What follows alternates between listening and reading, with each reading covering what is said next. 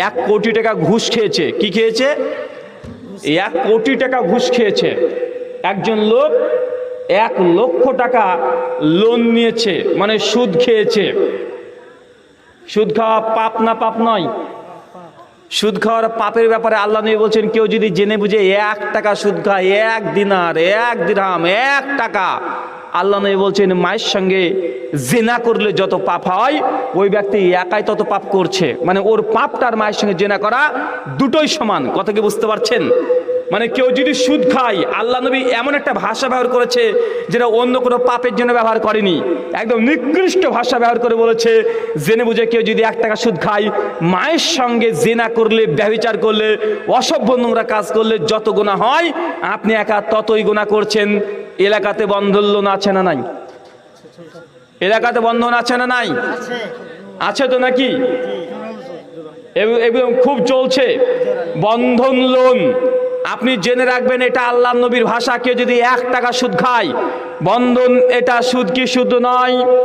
বন্ধন এটা রিবা কি রিবা নয়? বন্ধন থেকে যে টাকা পয়সা আপনি নিচ্ছেন, আপনি সুদ দেন কি দেন না? আপনি দেন।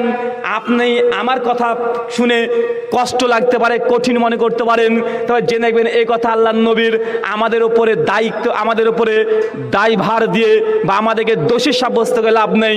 এই কথা হলো 1400 বছর আগে আল্লাহ নবী আরবি ভাষাতে বলেছিল। আপনি বাঙালি, আপনাকে বাংলাতে বললাম। রাগ যদি করতে হয় নবীর উপরে করতে হবে, আমাদের উপরে নয়। কেন আল্লাহ নবী বলছেন, কেউ যদি 1 টাকা জেনে বুঝে সুদ খায়, মায়ের সঙ্গে জেনা করলে যত পাপ হয়, আপনি একা ততই পাপ করছেন। মানে সুদ খাওয়া আর মায়ের সঙ্গে অসভ্য কাজ করা দুটোই সমান। যদি খারাপ লাগে নবীর উপরে লাগবে, আল্লাহর উপরে লাগবে। আমাকে কঠিন কথা বলে বা আমার সঙ্গে শত্রুতা করে 5 পয়সা লাভ আছে? কথা বলেন। এই কথা কি আমার? এই কথা নবী বলেছে। যদি না মানতে চান, নবীকে কাজ করা দেখান, আল্লাহকে কাজ করা দেখিয়ে দেন যে আল্লাহ তুমি বলেছো, তোমার নবীর বলেছে, তোমাকে মানলাম না, তোমার নবীকে মানলাম না, আমি নিজের ইচ্ছা মতো চললাম, আমার দরকার টাকা, আমি বন্ধন থেকে লোন নিয়েছি, তুই যা পারো করে নিও। এ কথা আল্লাহর সঙ্গে কিয়ামতের মাঠে বুঝিয়ে দিন। আমাদের কোনো কিছু যায় আসে না। কেন আল্লাহ সুবহানাহু ওয়া তাআলা আমাদের দায়িত্ব জোর করে আপনাকে ধর্ম করাতে হবে, এটা আমাদের দায়িত্ব নয়। পবিত্র কোরআন সূরা গাশিয়া সূরা নম্বর 88 আয়াত নম্বর 20 আল্লাহ বলছে, ফাযাক্কির ইন্নামা আনতা মুযাক্কির লাস্তা আলাইহিম বিমুসাইতির। হে নবী, আপনাদের কাজ, আপনার কাজ শুধু মানুষকে সত্য কথাগুলো বলে দেওয়া, প্রচার করে দেওয়া। আপনাকে আমি দারোগা রূপে প্রেরণ করি নাই যে জোর করে মানুষকে ধর্ম পালন করাবেন। আজকে এই হাদিস জানার পরেও যদি আপনি বন্ধনের যে টাকা নিয়েছেন, এটা শোধ করার পরে নতুন করে আবার যদি বন্ধনের সঙ্গে যুক্ত থাকেন, ওই বন্ধনের সঙ্গে যুক্ত থাকেন, জেনে রাখবেন মায়ের সঙ্গে আপনি জেনা করছেন। আমাদের কথা নয়, এটা আল্লাহর নবী বলছেন। এখন বলতে পারেন, হুজুররা তো বলেই খালাস, হুজুররা তো বলবেই, তাহলে হুজুরের কি ব্যাংকের বই নাই? আছে না ভাইজান? কিছু মানুষ আছে, মানে আমরা যখন কোনো কথা বলি, বাবার হুজুরের দোষ খুঁজে চেষ্টা করে, যে বুঝলাম বন্ধন লোন নেওয়া হারাম, তো ব্যাংক থেকে টাকা রাখা, ব্যাংকে টাকা রাখা, ব্যাংক থেকে টাকা যখন নিচ্ছি, গ্যাসের বই আছে, আমাদের ভর্তুকি দেয়, এগুলো তো আছে। তো ব্যাংক থেকে টাকা আদান প্রদান করায় এগুলো কি সুদ নয়? জি, ব্যাংক থেকে টাকা আদান প্রদান করায় এটাও সুদ, যদি আপনি মনে করেন খাবো তবে। কেমন? ব্যাংকে যখন আপনি টাকা রেখেছেন 1 লক্ষ টাকা, ফিক্সড ডিপোজিট করে দিয়েছেন, প্রত্যেক মাসে 3000 টাকা করে দিচ্ছে, আপনি 3000 টাকা তুলে নিচ্ছেন আর আপনি নিজের কাজে ব্যবহার করছেন। এই যে 3000 টাকা, এটা হচ্ছে সুদ। কি বললাম? কথা বলেন। এটা হচ্ছে সুদ। এটা খেলে মায়ের সঙ্গে জেনা করলে যে পাপ, আপনি সেই পাপ করছেন। এখন আপনি বলতে পারেন, ভাইজান তো ব্যাংকে কি আমরা টাকা রাখা তাহলে হারাম? ব্যাংকে টাকা রাখা হারাম না। 1 লক্ষ টাকা আপনার সম্পত্তি, 1 লক্ষ টাকা ব্যাংকে রেখে দেন। ব্যাংক যে ইন্টারেস্টটা দেয়, ওই ইন্টারেস্টটা আপনি খেতে পারবেন না। কথা বলেন। কি বললাম? ব্যাংকে যে মূল ধন আপনার টাকা, ওই টাকার মালিক আপনি, ওটা আপনার টাকা।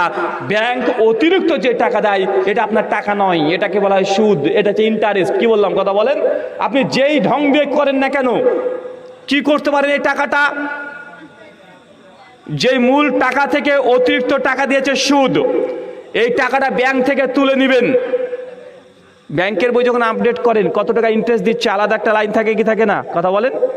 আলাদা একটা লাইন থাকে যে আপনাকে এত ডেবিট হচ্ছে আপনার এই মাসে, কেন আপনাকে টাকার দরে ইন্টারেস্ট দিয়েছে, ওই টাকাটা ব্যাংক থেকে তুলে গরিব মিসকিন মানুষকে আপনি দিয়ে দিবেন বিনা নেকির আশায়।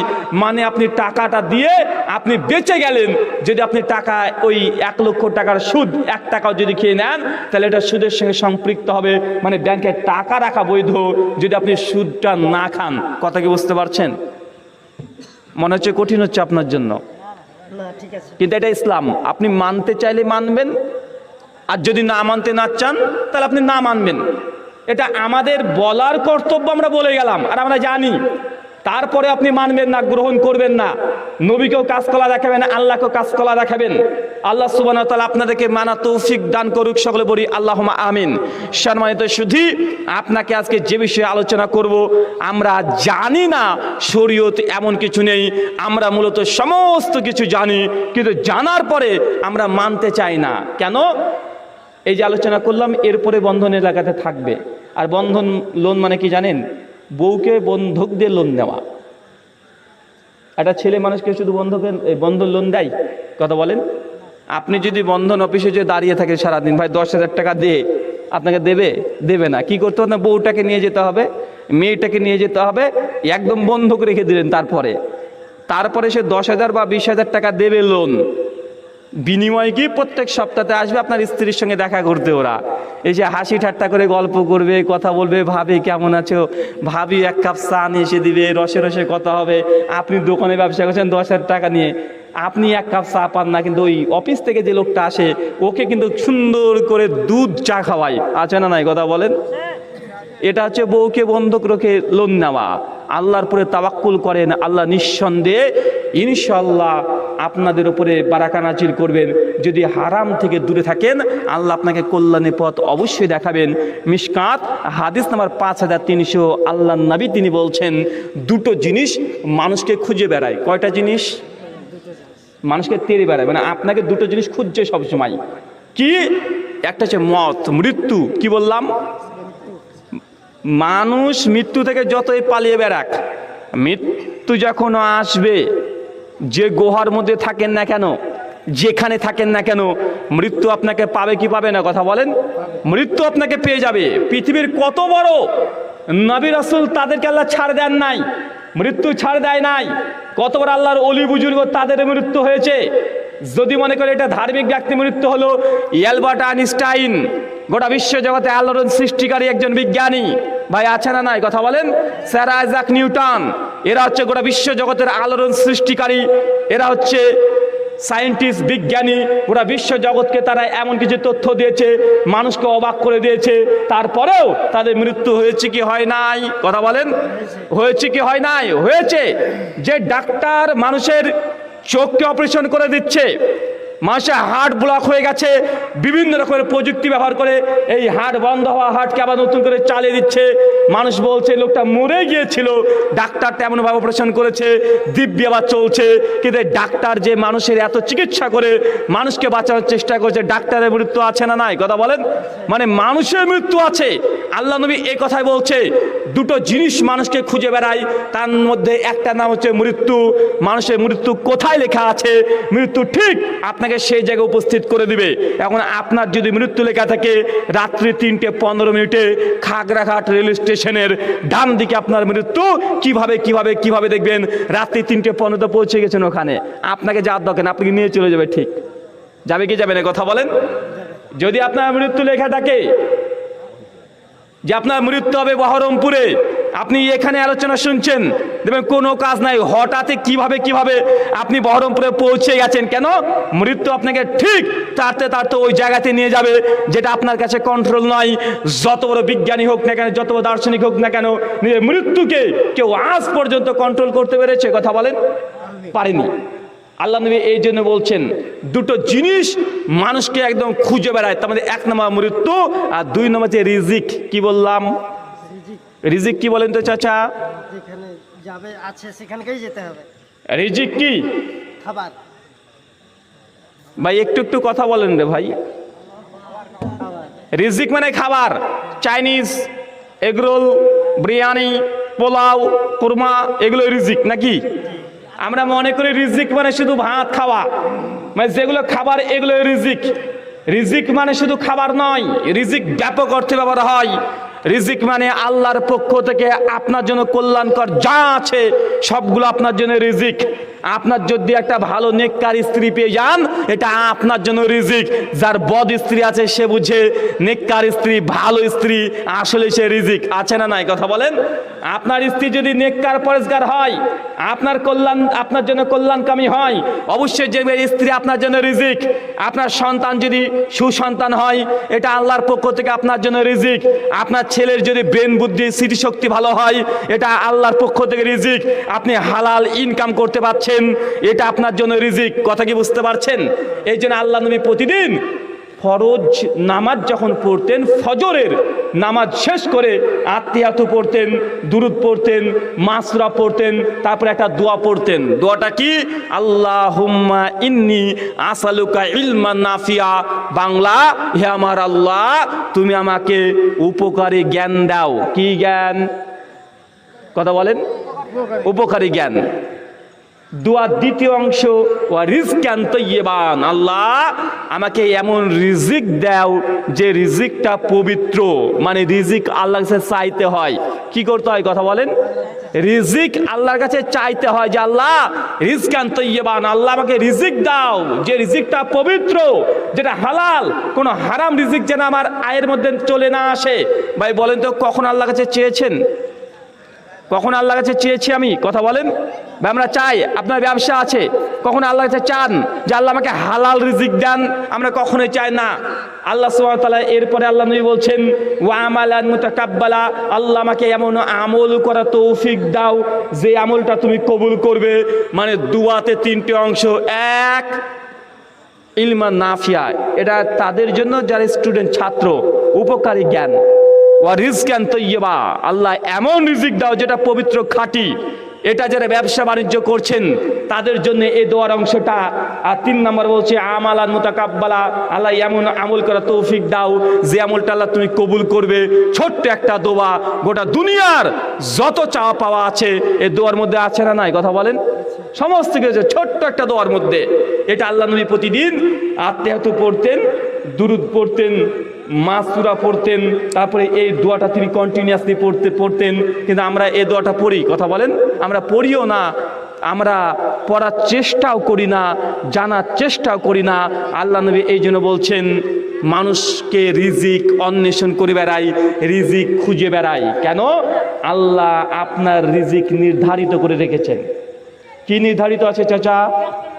কথা বলেন। আপনার রিজিক নির্ধারিত আছে, আগে থেকে আল্লাহ নির্ধারিত করে রেখে দিয়েছে।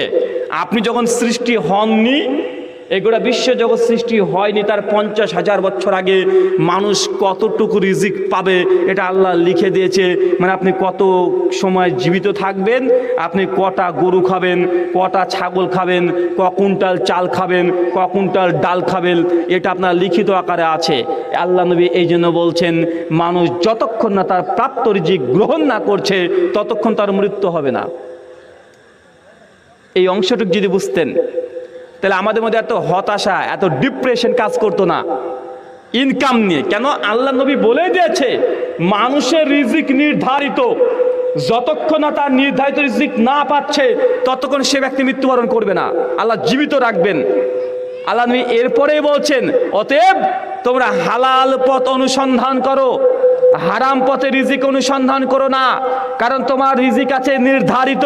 তুমি তাড়াহুড়া করে তুমি হারাম পথে যদি চলে যাও, তোমার ইনকামটা হারাম হয়ে গেল। কিন্তু একটু যে ধৈর্য ধারণ করতে, ওই টাকা তুমি হালালভাবে উপার্জন করতে, কেন? তোমার রিজিকে আল্লাহ লিখে রেখেছে। অতএব আমাদের এখান থেকে আর একটা অংশ বোঝা গেল, আমাদের রিজিকের জন্য হারাম পথ যদি বেছে নেন আপনি নিজেই ঠকবেন। কেন? রিজিক নির্ধারিত, হারাম পথ থেকে নিচ্ছেন তাই পেয়ে যাচ্ছেন। ধৈর্য ধরলে আপনাকে আল্লাহ ওই টাকাটাই, ওই রিজিকটা হালাল পথে দিত। কথা কি বুঝতে পারছেন ভাইজান? আমার মনে হচ্ছে আপনারা বুঝতে পারছেন না। গোটা বিশ্ব জগতে মানুষ যত ফিতনা বলেন, যত ঝামেলা বলেন, যত চিন্তা বলেন, টেনশন বলেন, একটাই, সেটা হচ্ছে ইনকাম, টাকা পয়সা। এটাই তো নাকি? এখন আপনাকে যদি বলে দেওয়া হয় অ্যাভেলেবেল টাকা আপনার আছে, মানুষ টাকা ইনকামের জন্য সুদ খায়, এটাও হারাম। মানুষ টাকা ইনকামের জন্য ঘুষ খায়, এটা হারাম। মানুষ টাকা ইনকামের জন্য প্রতারণা করে, এটাও হারাম। মানুষ টাকা ইনকামের জন্য দাড়ি বাটকাইতে কম দেয়, এটাও হারাম। মানুষ টাকা ইনকামের জন্যই যেসব দ্রব্য বিক্রি করছে সেখানে ভেজাল দেয়, এটাও হারাম। কেন? উদ্দেশ্য একটা, মানুষ অধিকাংশ গোনা করে টাকার জন্য। কিসের জন্য কথা বলেন? মানুষ যত গোনা করে জেনে রাখবেন তার 80% টাকার জন্য, রিজিকের জন্য। যা দেখছেন অধিকাংশ ভাইয়ের সঙ্গে ভাইয়ের মিল নেই, মারামারি। কেন?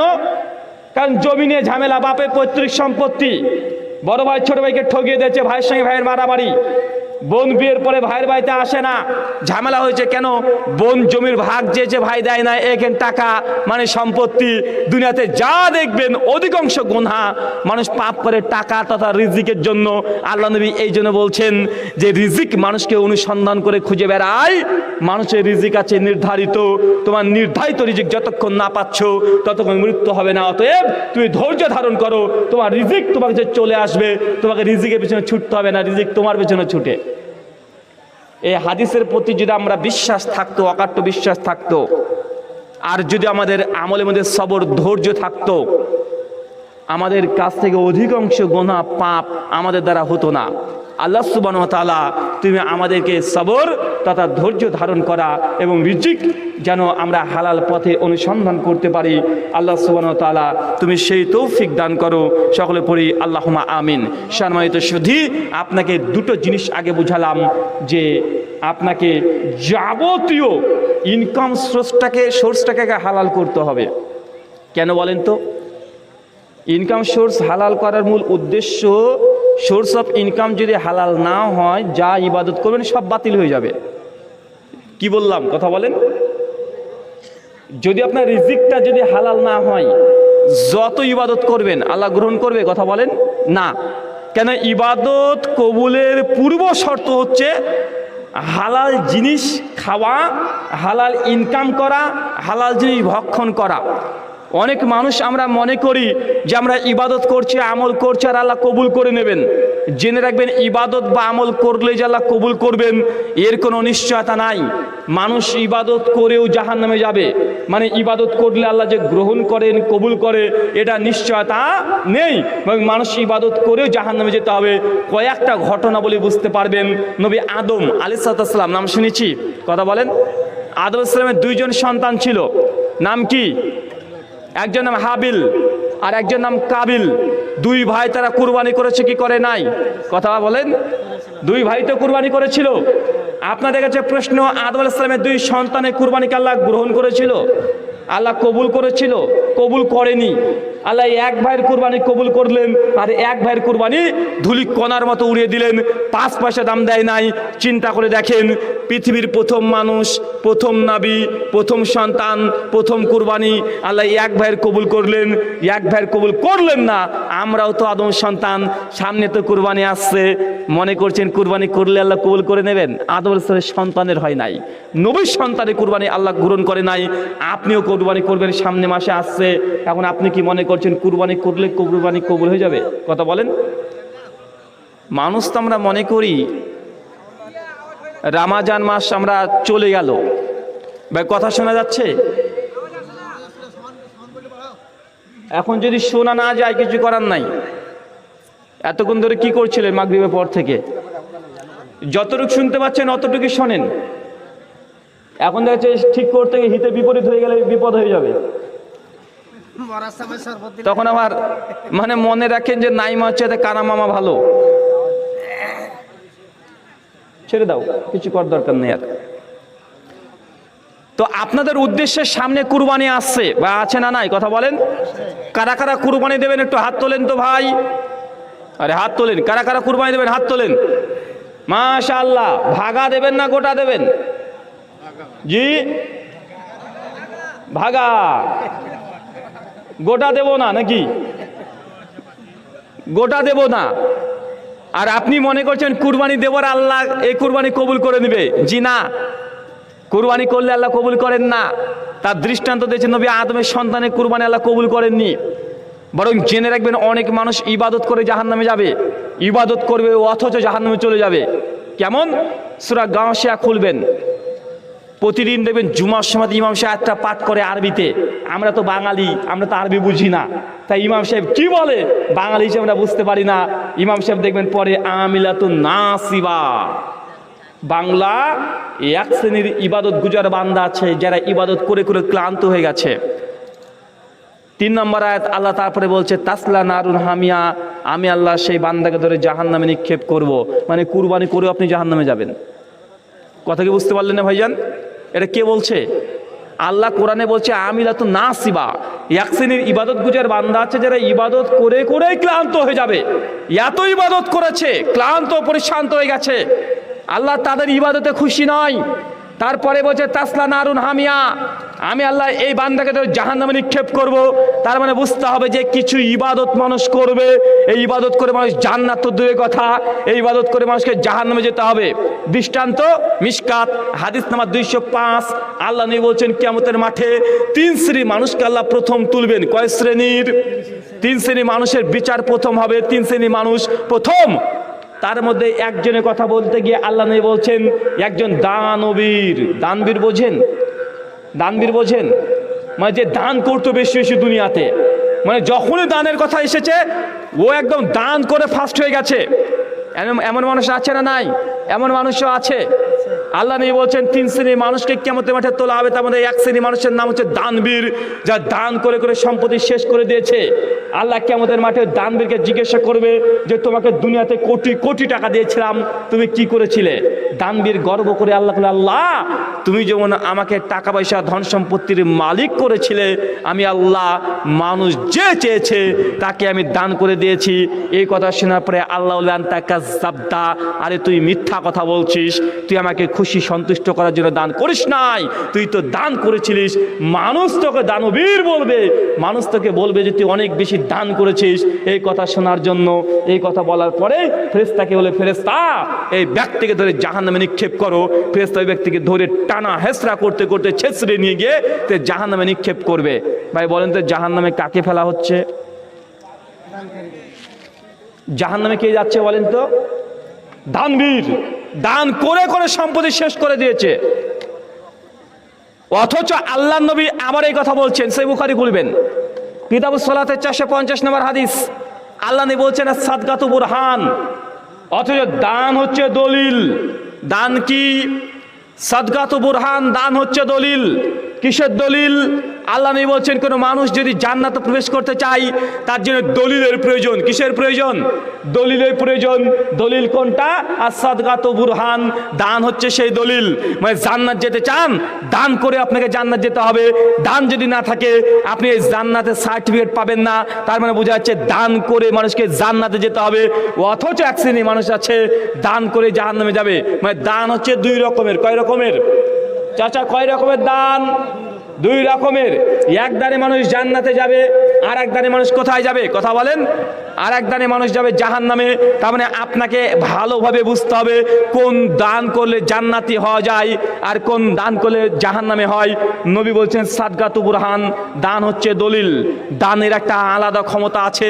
কেউ যদি দুনিয়াতে দান করে, আল্লাহ নবী বলছেন যখন কবরের আযাব আসবে, আযাব দিতে আসবে, এই মতো অবস্থায় যে ব্যক্তি দান করেছে ওই ব্যক্তির মধ্যে আর কবরের মধ্যে একটা ঢাল হয়ে যাবে।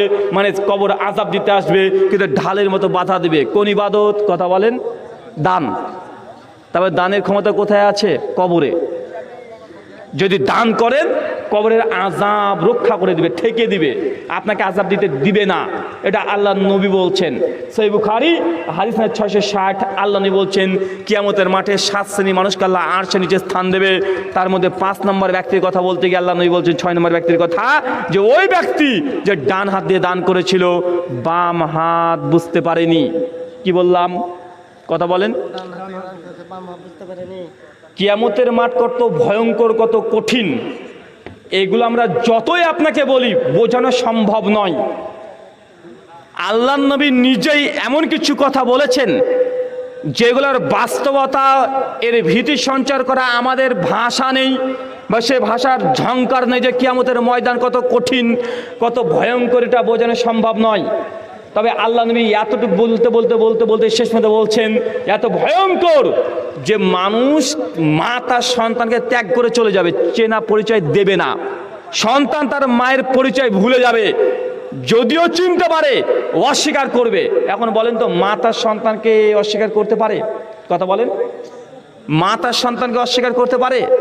পারে না। কিন্তু আল্লাহ নবী বলছেন কিয়ামতের মাঠে এত ভয়ঙ্কর, নিজে নিজেই বিপদে থাকবে, নিজেই ইয়া নাফসি করে চিৎকার মারবে, নবী রাসূলরা পর্যন্ত ইয়া নাফসি করতে থাকবে, এত কঠিন দিন। ওই সময়তে আল্লাহ নবী বলেছেন 7 শ্রেণীর মানুষকে আল্লাহ আরশ নিয়ে উপস্থিত হবেন, মানে আল্লাহ ছায়া দিতে আসবেন। যারা যারা ওই ছায়ার নিচে অবস্থান করবে তাদের জন্য জান্নাত কনফার্ম হবে। আল্লাহ নবী বলতে গিয়ে তিনি তার 6 নম্বর ব্যক্তির কথা বলছেন, ওই ব্যক্তি যে ডান হাত দিয়ে দান করেছিল, বাম হাত বুঝতে পারেনি, তার মানে বোঝো দানের ক্ষমতা কিয়ামতের ময়দানেও আছে। দেখেন দানের ক্ষমতা কোন জায়গাতে নাই। জান্নাতে ঢুকতে কি লাগবে? দান, সদকা, মানুষকে সহযোগিতা করা। কবরে আযাব মাপ পেতে চান, আল্লাহ নবী বলছেন দান করো। কিয়ামতের মাঠে আরশের নিচে স্থান পেতে চাও, আল্লাহ নবী বলছে দান করো। আল্লাহ নবী বলছেন যখন আমি মেরাজে চলে গেলাম, যাওয়ার পরে দেখছি জাহান্নামে নারী আর নারী, চারিদিকে অধিকাংশ মেয়েরা আছে জাহান্নামে। আল্লাহ নবী তখন বলছেন যে তোমাদেরকে আমি জাহান্নামে দেখলাম, হে নারী সমাজ, তোমরা বেশি বেশি দান করো, বেশি বেশি দান করো। দান করলে জাহান্নামের আগুনকে লিভে দেওয়া হয়, তোমরা দান করো। আল্লাহ নবী মেয়েদেরকে বলছে জাহান্নাম থেকে বাঁচার জন্য তোমরা দান করো। কি করতে? কথা বলেন। তার মানে আপনাকে আমি এটা বুঝালাম যে দানের যে এত ফজিলত, দান করলে আল্লাহর আরশের যে স্থান পাওয়া যায়, দান করলে কবরে আযাব মাপ পাওয়া যায়, দান করলে জাহান্নামের আগুন নিভে যায়। দান যদি করেন এই ফজিলত, অথচ আল্লাহ নবী বলছেন কিয়ামতের মাঠে প্রথম যার বিচার হবে দানবীর, ওকে আল্লাহ জাহান্নামে দেবে। কেন জাহান্নামে দেবে? ওই যে আল্লাহ যখন জিজ্ঞাসা করবে তোমাকে টাকা পয়সা দিয়েছিলাম, তুমি কি করেছিলে? ওলে আল্লাহ তোমার রাস্তায় দান করেছিলে। আল্লাহ বলে আনতা কাযযাবতা, তুমি মিথ্যা কথা বলছো, তুমি আমাকে খুশি করার জন্য দান করনি, তুমি দান করেছিলে মানুষ তোমাকে, প্রতিবেশী তোমাকে দানবীর বলবে এটা শোনার জন্য। অতএব তোমার এই দান দ্বারা জান্নাত নয়, ফেরেশতাকে বলবে তুই জাহান্নামে নিক্ষেপ করো, এই বান্দাকে জাহান্নামে নিক্ষেপ করা হবে। এখন আপনার কাছে প্রশ্ন, কুরবানি তো আমরা করব, এই কুরবানি আপনাকে জাহান্নামে নিয়ে যাবে না তো? বার কথা বলেন। যদি কুরবানি করার আগে যে নিয়াত চলে আসে যে কুরবানি করছি 3 ভাগা গোশ 12 কেজি হবে, 3 ভাগা করলে 4 কেজি, এখন আমি খাবো কি আর মানুষকে দেবো কি? মানে এরকম যদি অন্তরে কথাবার্তা বলে যদি আপনার সঙ্গে শয়তান, জেনেবেন এই কুরবানির পিঠে চড়ে জাহান্নামে যাবেন। কথা বুঝতে পারলেন না ভাইজান? আবার যদি আপনার অন্তরে আসে যে কুরবানি না করলে হয়, মানুষ কি যে বলবে, এই জন্য আপনি কুরবানি করছেন, মানে আল্লাহকে খুশি করার জন্য না। মানুষ কি বলবে, মানুষ যেন আপনাকে ভালো বলে খারাপ না বলে, মানুষের কথার ক্রোধ থেকে বাঁচার জন্য আপনি যদি কুরবানি করেন, এই কুরবানি পিঠে চড়ে জাহান্নামে ঢুকবেন। আল্লাহ বলছেন সূরা আনাম সূরা 6 আয়াত নাম্বার 162, ইন্না সলাতি, নিশ্চয়ই আমার সলাত মানে নামাজ, ওয়া নুসুকি আমার কুরবানি, কি কথা বলেন, আমার কুরবানি, ওয়া মাহিয়া আমার জীবন, ওয়া মামাতি আমার মৃত্যু, আমার মরণ। কার জন্য? কথা বলেন, কার জন্য? আল্লাহর জন্য। আল্লাহ সুবহানাহু ওয়া তাআলার জন্য।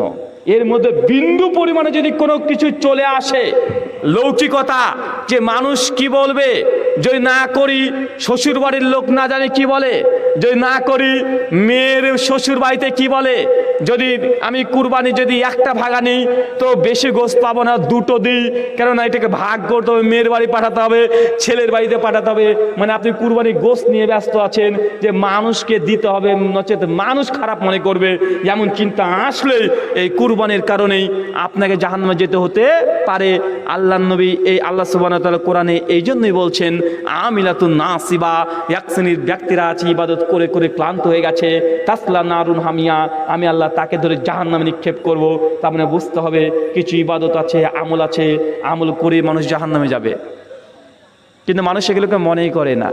কয়েকটা আমল বলবো নাকি, রাগ হতে পারে, কিন্তু এর বাস্তবতা বুঝবেন। বাপ মারা গেছে কি করি? 40 খানা দিই না? কথা বলেন, দিই কে দিই না? জি, 40 খানা দিই না আমরা? এবং আমরা মনে করি কি, বাপ মারা গেছে 40 খানা দিচ্ছে, 3 ভাই মিলে দুটো বড় বড় কিনে নিয়ে চলে এসেছে, দুটো খাসিও আছে, 700 মানুষের আয়োজন, বিশাল ব্যাপার। বাপ মারা গেছে অমুকের গো, 1000 মানুষকে খাওয়াচ্ছে, দুটো একদম বেড়ে দিয়েছে, একদম চারিদিকে রমরম বাজার। আর বেটারা মনে করছে বাপ মারা গেছে খানা দিয়েছি, তখন বাপ মানে জান্নাতে ফুটবল খেলছে। বাছে না নাই? কথা বলেন। আর কোনো ছেলে যদি বাপের 40 খানা না করে, না দেয়, পাড়ার মানুষের কথা চোটে আপনি টিকতে পারবেন না, মনে মধ্যে বিষ খেয়ে মরে যায়। বলে বাপের সম্পত্তি ভোগ করছিস, বাপের বাড়িতে আছিস, বাপের জমি ভাগ পালি, বাপের শেষ কাজটা করলি না, তো শেষ কাজ কি? 40 খানা। আছে না নাই? কথা বলেন। অথচ ইসলামের এর কোনো অস্তিত্বই নেই। আল্লাহ নবীর জীবদ্দশাতে আল্লাহ নবীর সন্তান সবগুলো মারা গিয়েছিল, একটা জীবিত ছিল না। তো যদি মৃত ব্যক্তির নামে এই মৈতিখানা না কি বলেন আপনারা, কি বলেন? এই যে 40 করা হয়, এগুলো আমরা কি বলি? এক এক জায়গায় এক এক রকমের ডিজাইনের নাম আছে। এখন আল্লাহ নবীর জীবদ্দশাতে আল্লাহ নবীর সন্তান 4 সন্তান যেগুলো ছিল, পুত্র সন্তান সব মারা গেছে। তো এটা যদি নেকির কাজ হতো, এটা যদি ধর্ম হতো, তো নবী করলেন না। আচ্ছা বুঝলাম, নবীর সন্তান তো না করলেও জান্নাতে যাবে, কারণ যে কোনো আমার মতো আপনার মতো বল্টু মিন্টুর তো ছেলে না, নবীর সন্তান না করলেও চলে, বুঝলাম। তো স্বয়ং যখন আল্লাহ নবী নিজে মৃত্যুবরণ করলেন, সেই সময় তো আল্লাহ নবীর 9 জন স্ত্রী জীবিত আছে। আল্লাহ নবীর প্রধান খলিফা আবু বকর জীবিত, ওমর জীবিত, ওসমান জীবিত, আলী জীবিত, হাসান জীবিত, হোসাইন জীবিত, ফাতেমা জীবিত। ছিল কি ছিল না? কথা বলেন। তো আল্লাহ নবীর জন্য তো একদিনে 40 করলো না। এখন আমি আপনি যেটা ধর্ম মনে করে করছি, আছে না নাই? কথা বলেন। আছে তো, বুঝলাম। উনি নাচছে নবী মানুষ, বিশাল ব্যাপার, উনার জন্য কে 40 খানা দিয়ে জান্নাত কিনতে হবে? তো এটা তো সম্ভব নয়, উনি তো নবী। বাদ দিলাম, 4 খলিফা মৃত্যুবরণ করেছে, তারা তো করেনি কেউ। আল্লাহ নবীর স্ত্রীগণ মৃত্যুবরণ করেছে, তারা তো করেনি। লক্ষ লক্ষ সাহাবীরা মৃত্যুবরণ করেছে, তাদের জন্য তো 40 খানার প্রয়োজন হয় না। কিন্তু আমরা বাঙালি, আমরা 40 খানা না হলে আমরা মনে করছি যে আমাদের শেষ কাজটা হলো না। আছে না নাই? কথা বলেন। আছে। অথচ আল্লাহ নবী এই কাজ করেনি, সাহাবীরা করেনি, তাবা তাবেঈনরা করেনি, ইমাম আবু হানিফা রাহিমাহুল্লাহ করেনি, ইমাম শাফিঈ রাহিমাহুল্লাহ করেনি, মালিক হাম্বলি কেউ করেনি। এটা আমরা বাঙালিরা বেশি বেশি করে থাকি। আছে না নাই? আছে।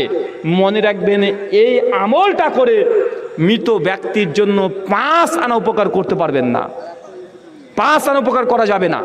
উপকার যদি করতে হয়, আল্লাহ নবী বলছেন, মানুষ যখন মৃত্যুবরণ করে মানুষের সমস্ত আমলের দরজা বন্ধ হয়ে যায়। মাত্র 3টে আমল থাকে, তার মধ্যে একটা হচ্ছে নেক সন্তানের দোয়া। কি? কথা বলেন চাচা, কি থাকে? কি থাকে ভাই? কথা কম বলতে হবে। একদম স্টপ, নচেত দূরে চলে যাও, ওখানে গল্প